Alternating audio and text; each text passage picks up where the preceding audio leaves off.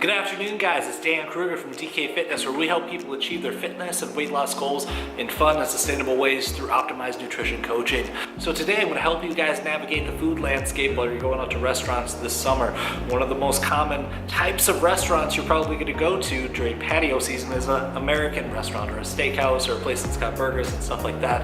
So I'm going to break it down to how do you go to a place like that and enjoy yourself while still staying on point with your goals to lose weight and lean up this summer.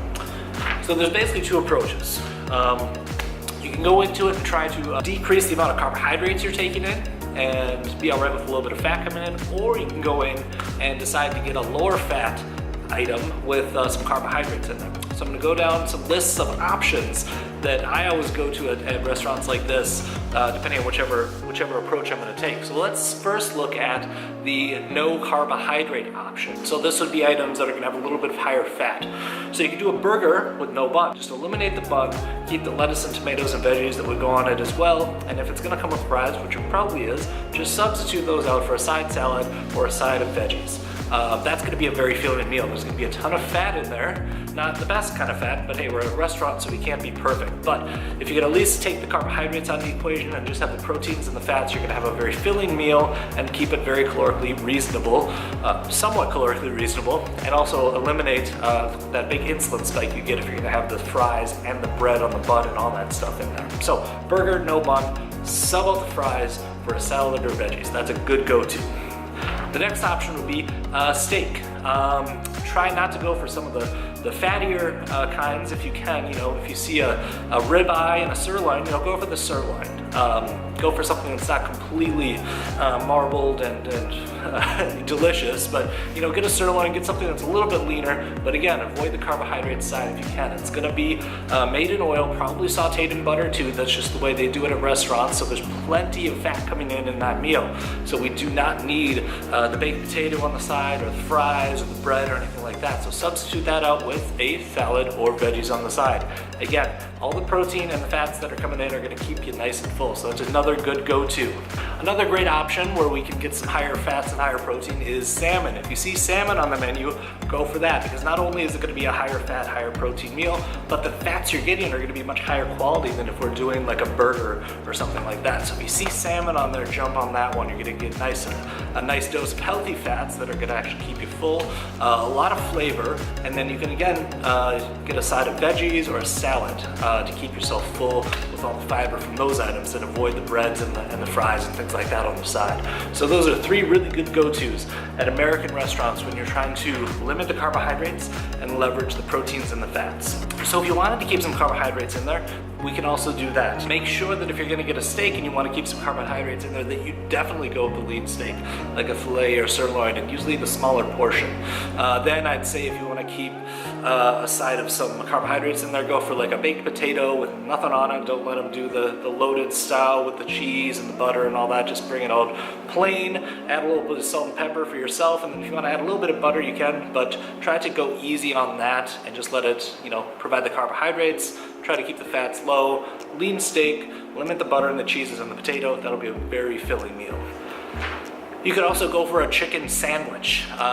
Keep an eye on the menu though. A lot of times places will make these with breaded chicken, so avoid the breaded chicken because that's just gonna be basically deep fried, and you don't need that. So go for a grilled chicken sandwich, so you can get some carbohydrates in there that way, because chicken's a very lean meat. We're gonna keep the fats pretty low, and we're gonna make sure we do that by asking them not to put any cheese or mayo on the sandwich.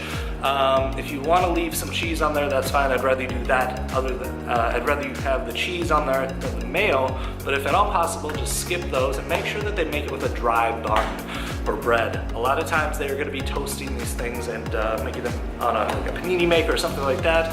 And they tend to put oil or butter on there just to give it that nice little crisp and all that good flavor coming from the fat. So be sure to have them skip that, because the amount of calories that brings into the equation is not worth the small little difference it makes to the texture. So eliminate the butter and the oil on the bun. Chicken sandwich, keep it basic, and then a side salad if you can. Whatever you do, just skip the fries. To be honest, they're not worth it.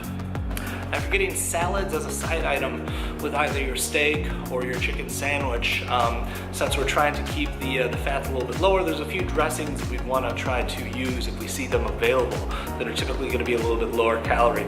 Italian dressing is usually pretty reasonable, so have it served on the side so you can use it sparingly. If they have a light Italian dressing, request that. Honey mustard is a good dressing option if you see that on there. Another food to look out for on the menu if you see it is quinoa. If you see that pop up on the menu, use that as your carb source for sure. It's nutritionally dense, it's high fiber, it's low glycemic. It's going to provide you with a spread of micronutrients, a super healthy carbohydrate source. It's got kind of a rice texture for those of you that aren't familiar with it, but if you see that, jump on it because that's not going to give you the insulin spike that a lot of the regular rices or breads will. So definitely leverage that if you see it.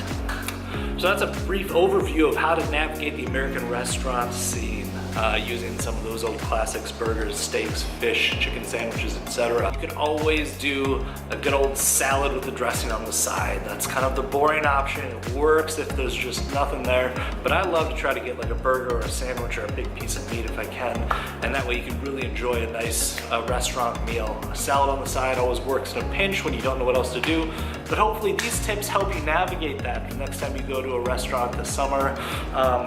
If you want a copy of the DK Fitness Restaurant Survival Guide, where we break it down by every type of restaurant out there, what you should be shooting for to keep it clean and keep it lean, click the link below and we'll send you a free PDF to your email.